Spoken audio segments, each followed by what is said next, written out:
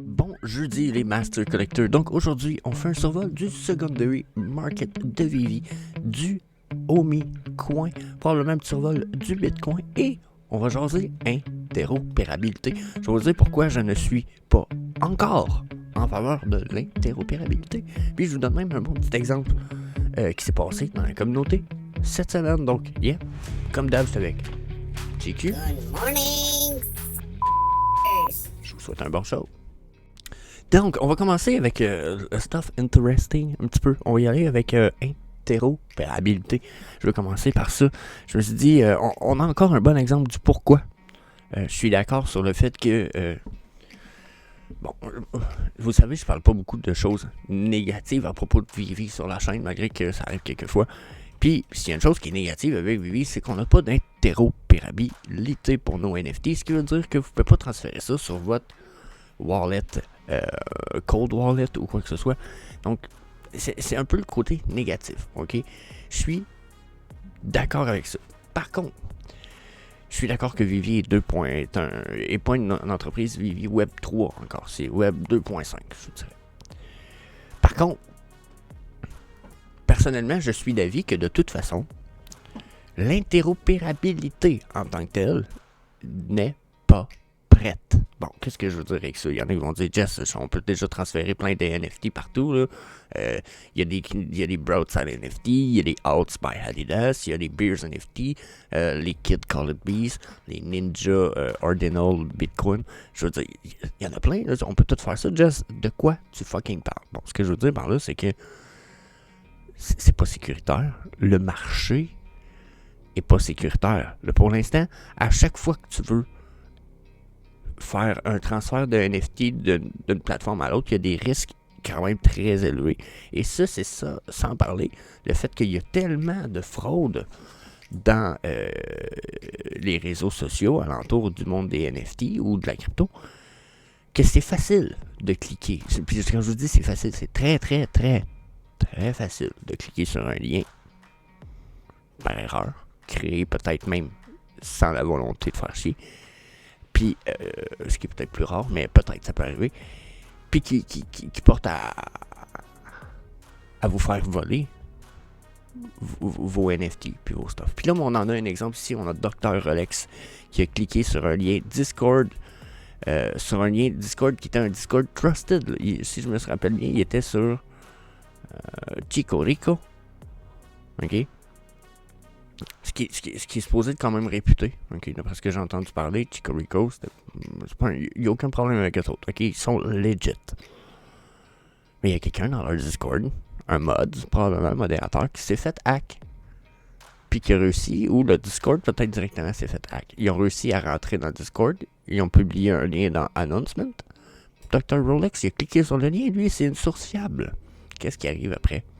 Bien lié a créé probablement une entrée dans l'ordinateur de M. Rolex dans son téléphone, puis c'est parti. Il s'est fait voler ses 7 Kid Call It Beast NFT, ses 19 Broadside NFT, c'est son Adidas Alts, son Killer Beer NFT, qui dit mon précieux Killer Beer NFT. Donc il s'est fait voler tout ça a été transféré dans le même wallet. Il sait qu'il n'y a probablement aucune chance qu'il récupère ses NFT, mais c'est au minimum 20 NFT. Probablement minimum 100 000 $. Puis je monterais probablement la valeur parce qu'on est en bear market, mais peut-être que ça vaut tout 5 000 au total, mais 19 Broadside NFT, a Kid Call It Beast x7, je veux dire... Puis c'est pas un cave, là. Ce gars-là, c'est le genre de gars qui fait attention à ses affaires. Ok?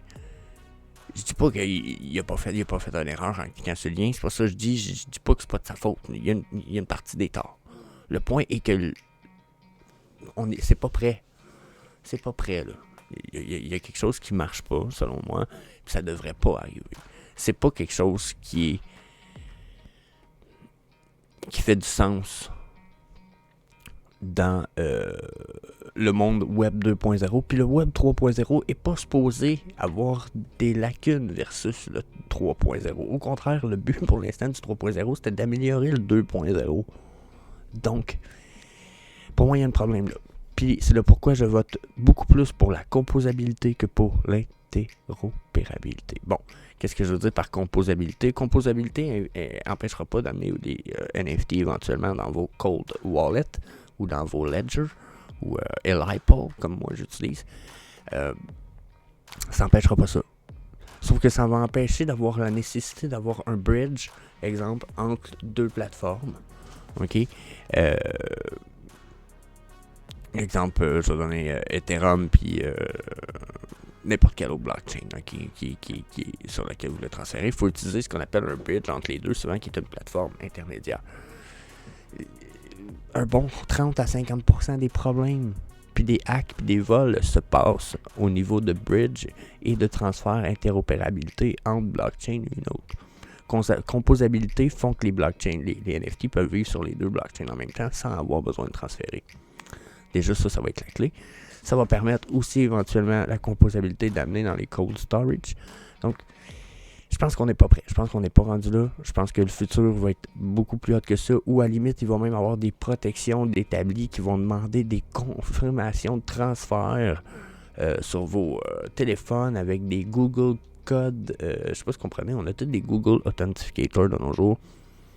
Ça s'en vient. Là, il nous faut des authentificators pour les wallets, pour les NFTs, puis pour tout ça. Une fois que ça va être intégré, tout ça, puis que ça va être nos NFT vont être composables sur plusieurs blockchains, que les transferts de frais pour ceux qu'ils ont créés, les artistes qui veulent prendre du profit sur chaque transaction. Moi, je suis pour ça jusqu'à un certain point. Donc, Chris, let's go. Mais c'est pas prêt. Ça, c'était mon avis sur le sujet.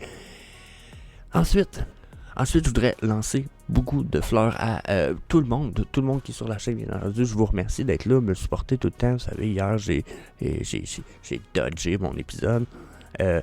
Pyramidion, Game of Metaverse, il y a plein de monde, là, ça arrête pas. Les comments, j'ai toujours des gens qui commentent sur les vidéos. Malik, le Lynx Crypto, merci la gang, gros merci. Je veux souligner un commentaire de le Lynx Crypto qui me dit bro, ton contenu est intéressant, mais le format de tes vidéos est trop long. Et tu pourrais facilement résumer ça en 5 minutes. I know. Je le sais. Mais quand je pars, moi, je pars. Puis je parle. Puis ça, c'est moi. Ça, c'est Ticoun Jesse Ruel à Grenouille, OK? Il est comme ça. Quand il discute, il part. Il est trop... Puis c'est pourquoi la réponse que je t'ai faite, c'est t'as raison. C'est que je le sais. Sauf que j'enregistre. J'essaie de faire ça court. Puis de me dépêcher. Mais c'est ça. Je suis vraiment pas le meilleur là-dessus. On a Alex qui a répondu. Moi, je l'écoute en vitesse 1.5 x 2. Puis je le trouve, ces formats trop courts. Bon, il y en a pour tous les goûts. Vous aimez ou vous aimez pas. J'essaie de vous faire du plus court. Mais j'avoue que je suis déjà du genre à radoter, comme on dit au Québec. Donc, Donc, merci du support tout le monde. Je m'excuse pour le radotage, je m'excuse pour les vidéos tout long. J'essaie toujours de tirer ça sous de 15 minutes. Puis finalement, quand je regarde en bas dans mon timer, souvent je rentre à 16 minutes quand je suis prêt à arrêter la vidéo. Donc, I'm sorry. Puis j'aime pas faire trop de coupage au montage. J'essaie d'être direct pour le montage, comme ça fait authentique. C'est pas parfait, je sais. Je pourrais faire mieux, je sais. On va essayer d'améliorer un peu dans le temps. Mais je pense que c'est un de mes gros problèmes. Il faut au-dessus d'un an, j'essaie d'améliorer ça. Donc, merci quand même du support. So, on va se jumper au OMI chart. Je vais aller faire un petit tour de la charte du OMI. Je pense que ça du power. Là, j'ai pas mon ancienne charte. La charte à Sandex, je sais ça, elle est comme morte. Je sais pas ce qui se passe. À Sandex, il envoie plus les informations à TradingView. Donc, on switch la charte. Les informations restent la fucking même. OK? Donc là, OMI, on a descendu 0,077 en ce moment pour le OMI. On a droppé. Là. On était à 0,88, puis tout le monde espérait, là, quand on a monté à 0,94, let's go, on va aller reperdre un 0. Non, je vous l'avais dit, on était fort probablement en vague de correction en ABC, ce qui veut dire probablement ça réussit. OK? On était probablement en vague de correction ABC d'une Elliott Wave. Bon. Pour ceux qui se demandent une Elliott Wave, c'est quoi? C'est celle-là ici, qui est une vague, qui est une espèce de vague conséquente d'une shot, mais qui est en 5 vagues. Une petite montante, descendante, montante, descendante, montante. Après, généralement, on a une correction en 3 vagues. Cette correction-là, je l'ai toujours dit, généralement, ça se fait soit comme ça on a en ce moment, ou comme ça. Là, je vous avoue que j'espère pas qu'on va aller comme ça, mais en même temps, je l'espère un petit peu. Là, en ce moment, on est rendu là. Je pense que jusqu'à un certain point, on pourrait avoir terminé notre vague de correction pour le OMI, puis on pourrait repartir sur le sideway, puis après refaire juste des hauts plus hauts que ce qu'on a présentement. Ça pourrait être le cas. J'ai même un feeling, quand je le regarde juste comme ça, que wow, on pourrait peut-être même toucher un bottom. Je regarde les stochastiques RSI. J'ai mon court time frame en blanc, mon moyen time frame en bleu et ma long time frame en vert. Ils sont tous les trois.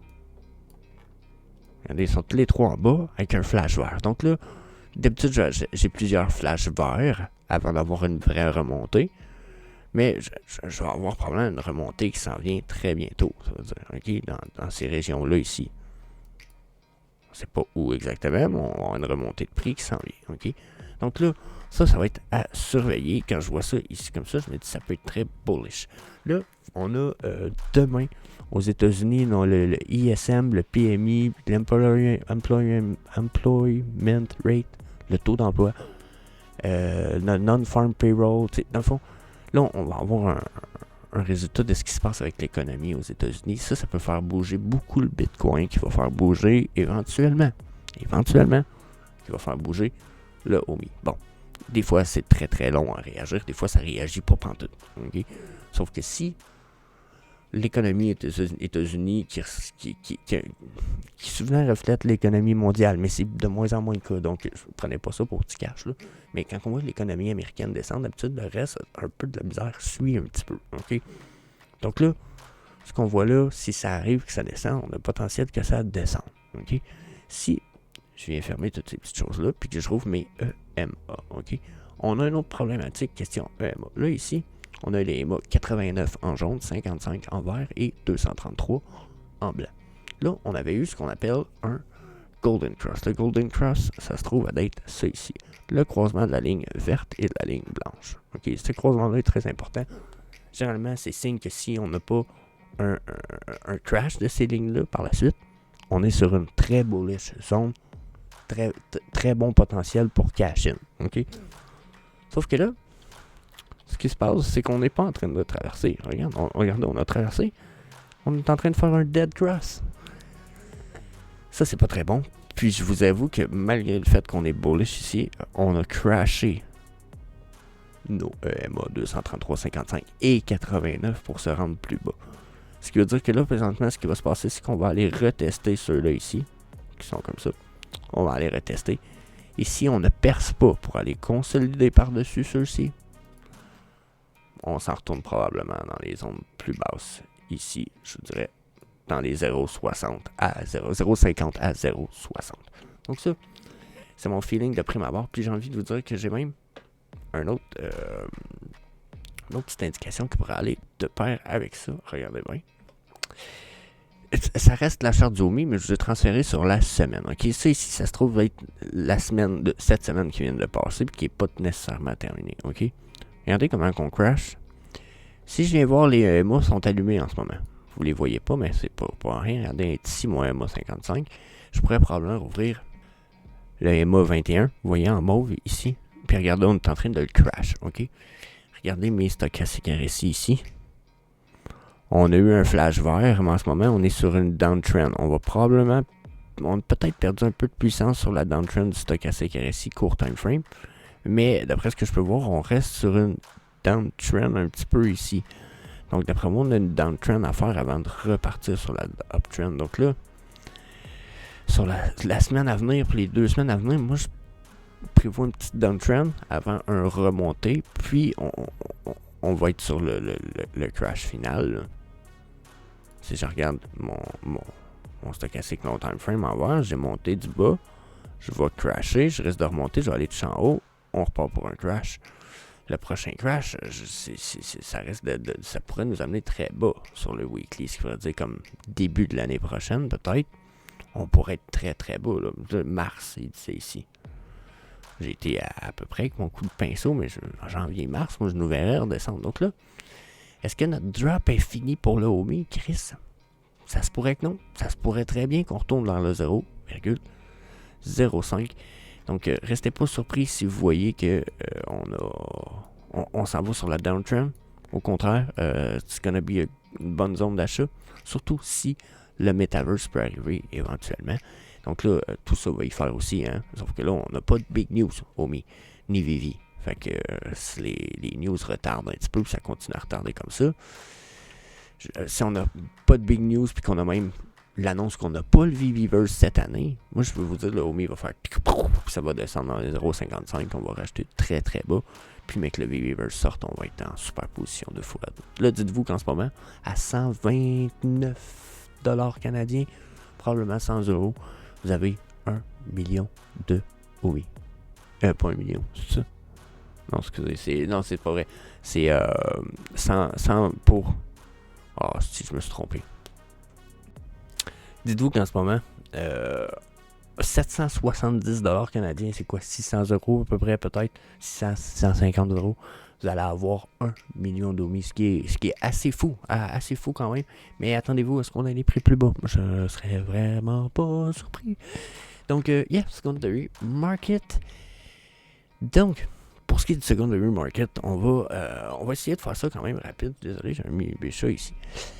On a certaines pièces, pas nécessairement de big piece, on a des pièces qui ont descendu de prix quand même de façon importante. Regardez, j'ai Harley Quinn ici, la number 13, qui a perdu 24 gems de value. C'est quand même big, on tombe à 55. Son all-time low est quand même plus bas un petit peu, mais on a aucune perte là, je pense.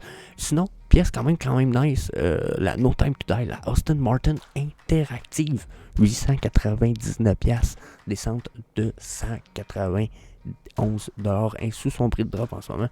Assez impressive, la interactive comme ça, nice deal.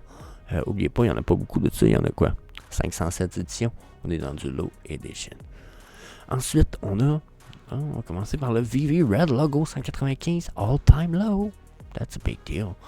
On avait le Matt Gundeck Failure of Control, qui a, pas parce qu'il a perdu beaucoup de valeur, mais parce que je pense que c'est une belle pièce à avoir. Il n'y en avait pas des milliers de pièces. On était à quoi? 3000, 5000 peut-être? 3 ou 5000 pièces. 19,69. Crissement nice. Donc, désolé. C'est assez, pas jouer là-bas. Donc, ensuite, on avait... on a le... Je suis désolé, bébé chat, tu restes tranquille cette fois. Donc, on a Samurai Rabid qui 22 gems. Ici, c'est mon avis, un big deal. Je l'ai mis sur le thumbnails. Je l'ai mis sur le thumbnails avant de savoir qu'il était à 22 gems. 1006 éditions. De ça, vous rendez-vous compte? 1006 éditions. Ouais, tu t'en rends compte, hein, terminé? OK. Le Jade Dragon Imperial Lotus, 45 gems. That's a big deal. Je dis pas que son all-time low était plus bas que ça, mais quand même, pour une pièce qui a même pas 2000 éditions, allez chercher des mint numbers précis. Il y en a qui vont avoir de la valeur dans le futur quand le monde asiatique va arriver. Arrête, timide. Donc, puis on termine avec You Ain't Seen Nothing Yet, les Oswald, qui reste, je vous rappelle, selon des vidéos, un des girls de Vivi, 55 gems sur son all-time low. Puis je vous terminerai tout ça en vous disant, wow, checkez ça, les Vivi Logo 89 et 195, le bleu et le rouge sont de très belles pièces. Les deux sont des couleurs quand même assez incroyables. Si vous n'avez pas le Vivi Gold Logo comme moi, belle pièce sur laquelle se pitcher. Donc, c'était mon avis sur le sujet aujourd'hui, la gang. Je vous laisse là-dessus. Bien entendu, je vous dis, donnez-moi votre avis dans les commentaires. N'hésitez pas à m'écrire sur les réseaux sociaux. Vous voulez me rejoindre sur les Discord. Et, that's it. Hey, see you later, alligator. Peace. Yeah. Sometimes I get so mad, there's no controlling me. My thoughts get so bad, I'm like, I might grab a bat, I don't know. My wrath, my blood boils over like, oh God, here goes. I lost all feeling from my head to my toes. You said some shit that I can't let go, so just stay tuned.